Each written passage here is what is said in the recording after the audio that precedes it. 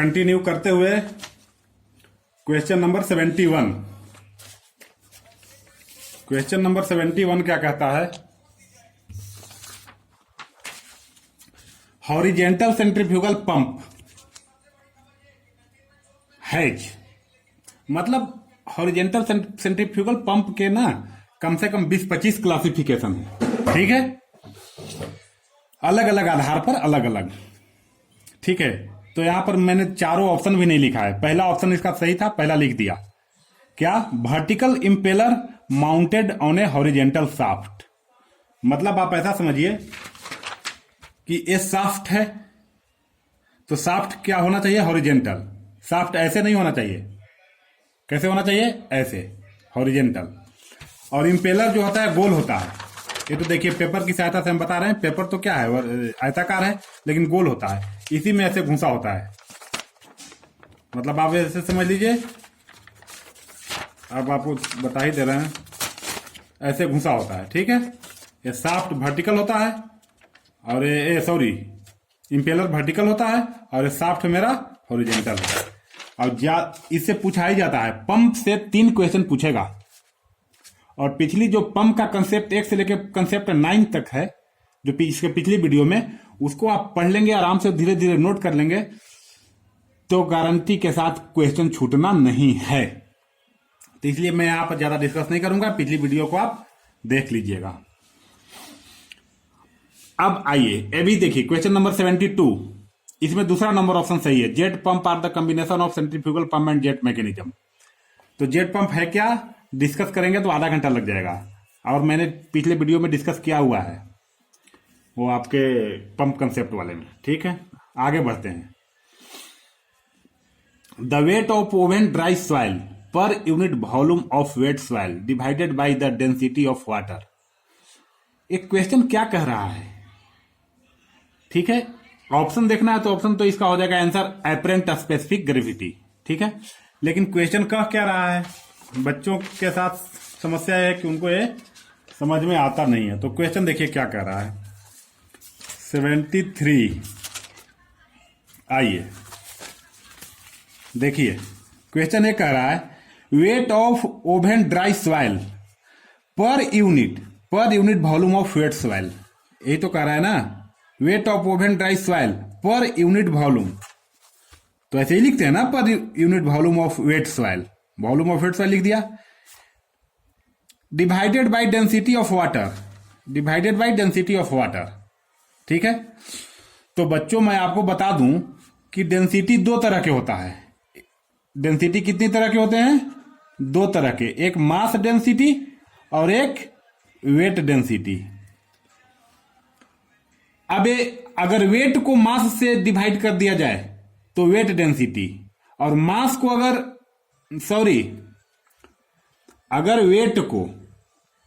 Wait को volume से divide कर दिया जाए, वेट पर यूनिट वॉल्यूम, तो ये हो जाएगा वेट डेंसिटी। और अगर मास को वॉल्यूम से डिवाइड कर दिया जाए तो हो जाएगा मास डेंसिटी। तो यहां पर वेट को वॉल्यूम से डिवाइड किया गया है, तो ये कौन सा हो जाएगा? Weight density.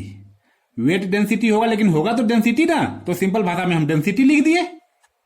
और नीचे का रहा है डेंसिटी ऑफ वाटर। तो आप पढ़े होंगे कि किसी भी वस्तु के डेंसिटी को अगर हम वाटर के डेंसिटी से डिवाइड कर देते हैं तो स्पेसिफिक ग्रेविटी आ जाता है। किस केस में? सॉलिड और लिक्विड के केस में। ठीक है ना, ये वाटर किसी भी पदार्थ का डेंसिटी है, उसको हमने भाग दिया किससे? वाटर के डेंसिटी से। क्यों? स्पेसिफिक ग्रेविटी निकालने के लिए। स्पेसिफिक ग्रेविटी निकालने के लिए हमने वाटर के डेंसिटी से भाग दिया। क्यों भाग दिया? ये वाटर की डेंसिटी से भी देते हैं भाग और एयर की डेंसिटी से भी देते हैं भाग, 2 ही चीज से भाग देते हैं। तो वाटर की डेंसिटी से कब देते हैं? जब ऊपर वाला मटेरियल जो है हमारा या तो सॉलिड है या लिक्विड है। तो यहां पर सॉइल था ना, तो सॉइल तो सॉलिड है, तो इसीलिए यहां वाटर की डेंसिटी से भाग दिए। या लिक्विड का भी स्पेसिफिक ग्रेविटी निकालना हो, लिक्विड का डेंसिटी ले लीजिए और वाटर से भाग दीजिए। और अगर कोई गैस का स्पेसिफिक ग्रेविटी निकालना हो तो गैस का डेंसिटी ऊपर और नीचे में एयर का डेंसिटी, जैसे नाइट्रोजन, हीलियम, कार्बन डाइऑक्साइड किसी भी चीज का निकालना हो तो उसका डेंसिटी ऊपर और नीचे एयर का, सिंपल एयर का। तो हम छोड़िए सब डिस्क्रिप्शन एंड नॉलेज की बातें थी, आगे आइए क्वेश्चन पर। डेंसिटी ऊपर में आ गया और नीचे ऑलरेडी डेंसिटी ऑफ वाटर है। डेंसिटी बटा डेंसिटी कटेगा, क्या आएगा? स्पेसिफिक ग्रेविटी आएगा। ठीक है, अब स्पेसिफिक ग्रेविटी में भी दो तरह के हो जाते हैं, एक तो ट्रू स्पेसिफिक ग्रेविटी जिसको कि हम सिंपल स्पेसिफिक ग्रेविटी कहते हैं, ठीक है, और एक होता है एपरेंट स्पेसिफिक ग्रेविटी, मतलब आभासी, आभास हो रहा है, रियल में नहीं है, ट्रू में नहीं है, लेकिन आभास हो रहा है। ठीक है, तो ये जो आंसर होगा ना, ये एपरेंट होगा, ट्रू नहीं होगा। क्यों ट्रू नहीं होगा? क्योंकि अगर यहां पर वॉल्यूम ऑफ वेट सॉइल है, वॉल्यूम ऑफ वेट सॉइल है, इसलिए एपरेंट हो गया। अगर नीचे में वॉल्यूम ऑफ ड्राई सॉइल हो जाता ना, यहां पर वेट के जगह पर ड्राई हो जाता, तो बच्चों आंसर ए वाला होता, ट्रू स्पेसिफिक ग्रेविटी या स्पेसिफिक ग्रेविटी। समझ लीजिए, आप लोग कहते हैं ना कि क्वेश्चन करवा दीजिए क्वेश्चन, लेकिन अगर क्वेश्चन करवाएंगे अगर आप समझ नहीं पाएंगे तो थोड़ा सा में घूम जाएंगे।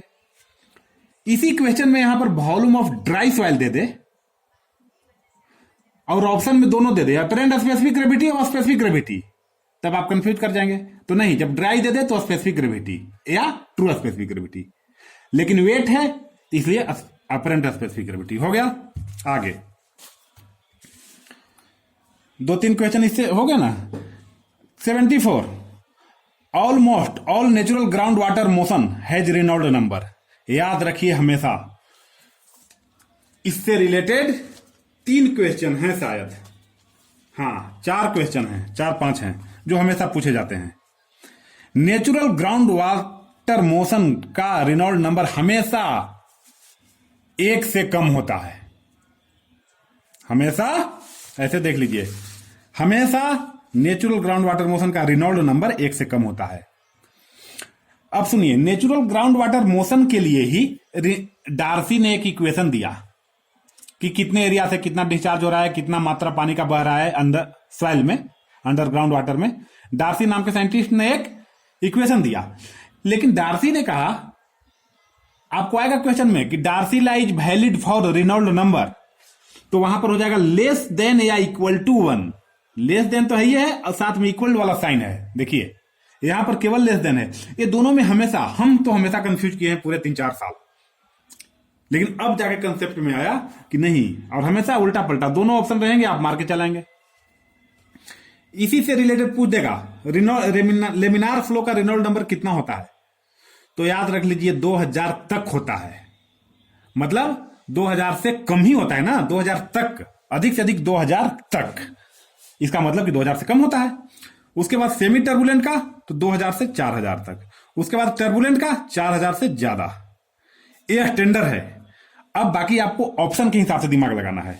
मान लीजिए कभी कभी 3000 दे देगा कि फ्लो लेमिनार, कोई फ्लो है जिसका रेनॉल्ड नंबर 3000 है, और ऑप्शन में दे दिया कौन सा है, लेमिनार है कि टर्बुलेंट है। सेमी टर्बुलेंट दिया ही नहीं, टर्बुलेंट दे दिया, तो आप उस समय क्या मारेंगे? लेमिनार मारेंगे। अगर 3000 दे दिया तो आप लेमिनार मारेंगे। ऑप्शन के हिसाब, ऑप्शन के अनुसार कॉमन सेंस लगाना है, समझ गए? तो स्टैंडर्ड है, ये दिमाग में रखते हुए अब कॉमन सेंस लगाना है। तो 3-4 क्वेश्चन यहां से हो गया। क्वेश्चन नंबर 75,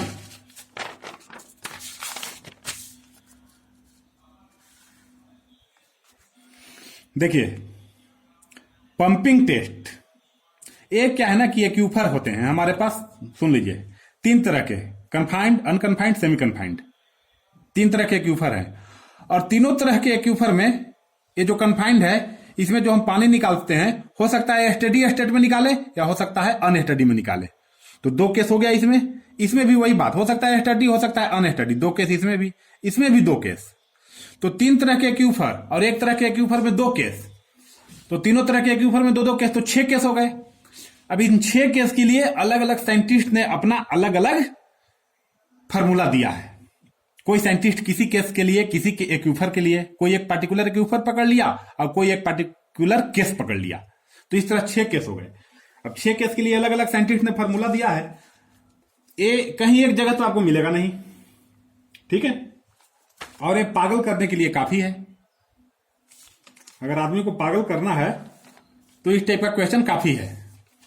तो मैंने सारा मेहनत करके, सारा एक जगह करके, और मैंने आपको यहां दे रहा हूं मैं, ये देखिए। कन्फाइंड एक्यूफर है और अगर केस स्टडी स्टेट फ्लो है तो थीम्स ने अपना इक्वेशन दिया है। अगर एक्यूफर कन्फाइंड है और केस अनस्टडी है तो थीज और जैकोब ने दिया है।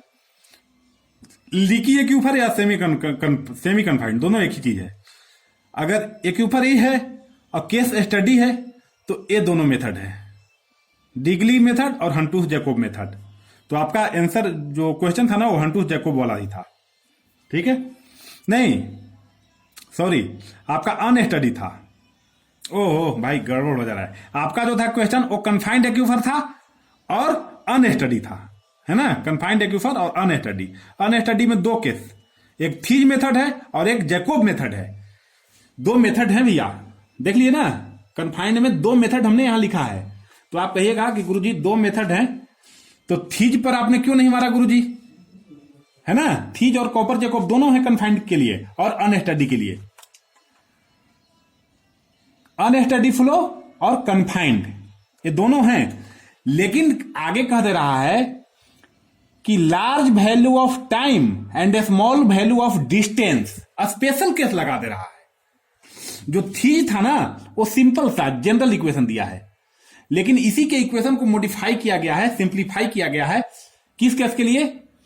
कि आपका जो है टाइम का वैल्यू ज्यादा होना चाहिए और डिस्टेंस कम होना चाहिए। किसका? ऑब्जर्वेशन वेल का।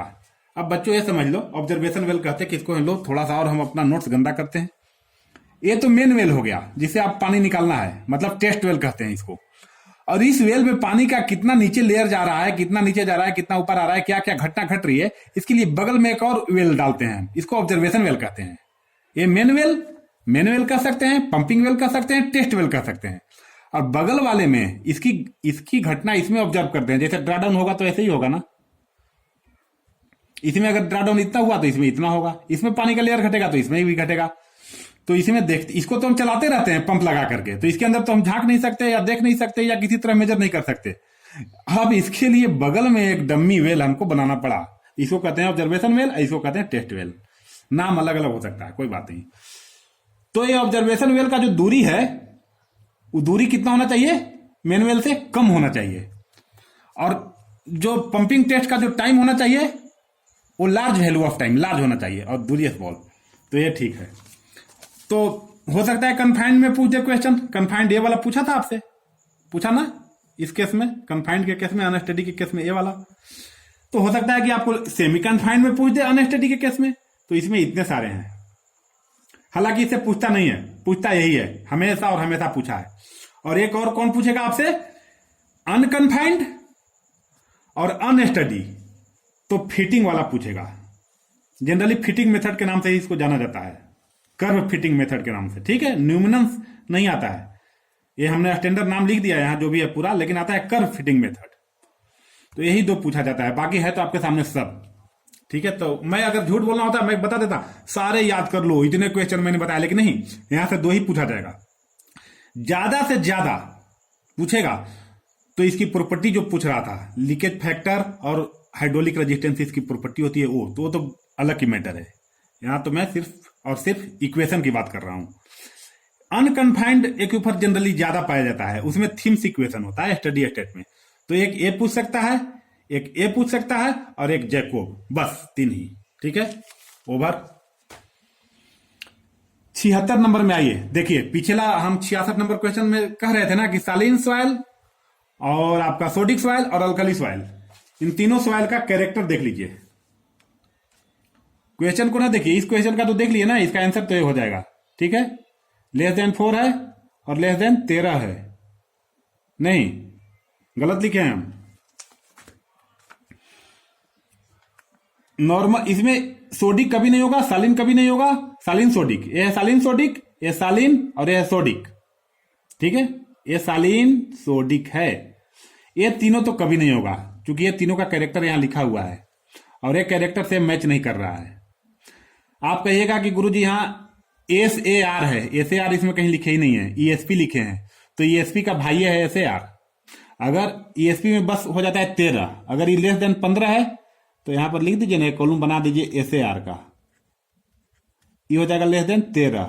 ये बड़ा है 15 से, ग्रेटर देन 13, ये भी बड़ा है, ग्रेटर देन 13। आपका क्वेश्चन क्या कह रहा है? इलेक्ट्रिकल कंडक्टिविटी लेस देन 4, तो ये तो लेस देन 4 है, चलिए ये लेस देन 4 है। And SAR is less than 13, SAR less है नहीं है, ग्रेटर है, तो ए भी नहीं होगा और ये तो होगा ही नहीं। ठीक है, तो अब एक ऑप्शन जो बचा नॉर्मल स्वेल, कोई उपाय है नहीं हमारे पास, इसलिए इसी को मारेंगे हम। अब आराम से देख लीजिए फ्रेश इसमें। बीएचयू में ये पूछता है क्वेश्चन, देखिए ऑस्मोटिक पोटेंशियल का इलेक्ट्रिकल कंडक्टिविटी से क्या रिलेशन है? सॉइल में क्या होता है? सॉइल में कुछ ना कुछ साल्ट होता है, साल्ट की वजह से इलेक्ट्रिकल कंडक्टिविटी होता है। आप भी पढ़े हैं कि समुद्री पानी में नमक की मात्रा की वजह से कंडक्टिविटी ज्यादा होती है, उसी तरह सॉइल में भी होती है। तो जब कंडक्टिविटी में 0.36 से गुना करते हैं, ठीक है ना, माइनस में व्यक्त किया जाता है, लेकिन इक्वेशन जब एग्जाम में आएगा तो माइनस प्लस नहीं रहेगा, सीधा सीधा रहेगा 0.36। तो आप समझ लीजिए क्या होता है, इतना बराबर इतना। अगर आपसे पूछ दिया इलेक्ट्रिकल कंडक्टिविटी बराबर क्या होगा, तो ऑस्मोटिक पोटेंशियल और बटा 0.36, ये गुना में उधर जाएगा भाग में। और ज्यादा क्वेश्चन इससे अब कुछ नहीं है। ठीक है, इससे आपको जो क्वेश्चन पूछा जा सकता है वो खैर बात की बात है, जब आएगा बता देंगे। ये टेबल नोट कर लीजिए, आराम से देख लीजिए, पूछेगा ही पूछेगा, बिल्कुल बिल्कुल पूछेगा। इस टेबल से पूछ देगा एक क्वेश्चन। ठीक है, तो हो गया 76। 77 number question, if the viscous force are so strong relative to the inertia force that a viscosity play significance. तो इसका कोई डिस्क्रिप्शन है नहीं है, चलिए। कह रहा है कि इनर्शिया फोर्स मतलब रिलेटिव टू इनर्शिया फोर्स, ठीक है। हम जानते हैं रेनॉल्ड नंबर क्या होता है, इनर्शिया फोर्स बटा विस्कस फोर्स। अब कह रहा है कि viscous force are so strong relative to inertia force, मतलब इसके सापेक्ष में ये वाला बहुत ज्यादा है, मतलब एक कम है और ये ज्यादा है। कम का मतलब मान लीजिए 2 है, ज्यादा लेना है तो मान लीजिए 5, या इसको 3 ले लीजिए ऊपर वाले को, तो नीचे वाले को ले लीजिए 5। कह रहा है सो स्ट्रॉन्ग, मतलब इतना ज्यादा है कि कितना ज्यादा है, विस्कोसिटी प्ले ए सिग्निफिकेंट, मतलब बहुत ज्यादा है, सिग्निफिकेंट मतलब बहुत ज्यादा। अगर मान लीजिए इसको 4 मानते हैं तो इसको बहुत ज्यादा मानिए, इसको 9 भाग देंगे तो सब में देखिए 1 से कम आएगा, सब 1 से कम आएगा, सब 1 से कम आएगा। तो 1 से कम को कौन सा मोशन कहते हैं, लेमिनार की टर्बुलेंट, तो लेमिनार। ठीक है, 2000 से कम तक को लेमिनार कहते हैं, और ग्राउंड वाटर में तो 1 से कम को ही लेमिनार कहते हैं। तो ये हो गया question number 78, 78। Albedo is the ratio of, तो एल्बिडो 78 कह रहा है एल्बिडो किसका रेशियो है। ठीक है, इसमें से किसी का भी रेशियो नहीं है। हमने जब पढ़ा था तो किसी के पुराने क्वेश्चन पेपर से पढ़ा था, उसमें ए वाला मारा हुआ रहता था, लेकिन कहीं भी दुनिया में किसी भी हद तक किसी भी तरह से ढूंढने पर ये आंसर नहीं मिल रहा है। और यही कारण है कि बच्चे कह के जाते हैं कि हमने तो करके आया 120 में 110 क्वेश्चन, अब पता नहीं 80 क्वेश्चन सही हुआ, पता नहीं 85 ही सही हुआ, क्वेश्चन सही नहीं सेट किया था, क्वेश्चन चेक नहीं हुआ सही से, ए हो फलाना ढिमका। लेकिन बच्चे क्या है, रट के चल जाते हैं, दिमाग लगाते नहीं है। हर जगह आज तक मैंने पढ़ा कि होता है, लेकिन कहीं भी मेरा रिसर्च में नहीं आया, तो मैंने मारा नन। अब एल्बिडो है कि आप देख लीजिए, albedo is the fraction of the solar radiation, solar radiation का एक हिस्सा है, फ्रैक्शन है, रिफ्लेक्टेड बाय द सरफेस, जो सरफेस के द्वारा बैक वापिस रिफ्लेक्ट हो जाता है। ठीक है, हाँ एक चीज वहां से पूछ सकता है, लिख लीजिए। जनरली हमारे इंडियन ज्योग्राफी में जो लैटिट्यूड लॉन्गिट्यूड है, जिस हिसाब से हमारे यहाँ सोलर का रेडिएशन आता है, एल्बिडो का वैल्यू साधारणतः 0.25 से 0.3 माना जाता है। ये हमेशा पूछा जाएगा आपसे, कितना माना जाएगा, रेंज कितना होता है एल्बिडो का, 0.25 से 0.3। ठीक है, 0.25 माप दीजिए या 0.3 माप दीजिए। ऑप्शन में इतना क्लोज रहेगा नहीं, ये भी रहेगा, ये भी अलग से रहेगा, ऐसा नहीं है, रहेगा तो 0.3, 0.2, 0.4 ऐसे रहेगा, मार दीजिए। ये हो गया क्वेश्चन नंबर 78। एल्बिडो को पढ़ना है ना, तो इसी में मैंने आपको बताया भी है सोलर एनर्जी, रिन्यूएबल एनर्जी का मैं इंट्रोडक्शन दे रहा था, तो उसमें सोलर एनर्जी को काफी ब्रीफ बताया है। उसमें आप समझ जाइए, सोलर एनर्जी आप पूरी तरह से समझ जाएंगे। कम से कम 15-20 इंपॉर्टेंट क्वेश्चन आ जाएगा जो एग्जाम में पूछा जाएगा। शायद फर्स्ट वीडियो होगा मेरा या कोई होगा, ठीक है ना, उसमें टाइटल नहीं दिया होगा, लेकिन वो वीडियो होगा सोलर एनर्जी का, बैठ करके भाषण दिए हैं बिल्कुल कहानी की तरह। 79 नंबर क्वेश्चन, 79 में है the line of equal rainfall is called, तो आइसोहिटल या इसको आइसोहिट भी कहते हैं, ठीक है। अब 79 नंबर में ये देखिए इसका डिस्क्रिप्शन है। ये आइसोहिटल जो नाम दिया ना वो क्या है, तो आइसोहिटल मेथड होता है। आइसोहिटल थीसिस, पॉलीगॉन और ऑर्थोमेटिक मीन मेथड, ये तीनों रेनफॉल मेजर करने का मेथड है। तो जब आइसोहाइटल मेथड का हम इस्तेमाल करते हैं तो क्या बनाता है, ग्राफ मिलता है हमें, और उसमें जो लाइन बनता है ना वो लाइन यही डिनोट करता है कि हर जगह इक्वल, हर पॉइंट पर, धरती के हर पॉइंट पर इक्वल प्रेसिपिटेशन हुआ, इक्वल बारिश हुआ। ये है 79। अब आ गया क्वेश्चन नंबर 80। तो क्वेश्चन नंबर 80 में क्वेश्चन नंबर 80 में क्या है ना कि ये जो जिस टॉपिक से रिलेटेड है, इसमें 10-15 क्वेश्चन ऐसे हैं जो कि 10-15 में से एक पूछा ही जाएगा। आगे आने वाले आप क्वेश्चनों में देखेंगे कि क्वेश्चन कैसे स्ट्राइक करता है पीछे आने वाले क्वेश्चन से या इनके संबंधित क्वेश्चन से, ठीक है। देख रहे हैं इतना बड़ा है, लंबा चौड़ा इसका। तो इसको हम नेक्स्ट वीडियो में इलेबोरेट करेंगे। इसको क्या करेंगे, हम नेक्स्ट वीडियो में इसका वर्णन करते हैं।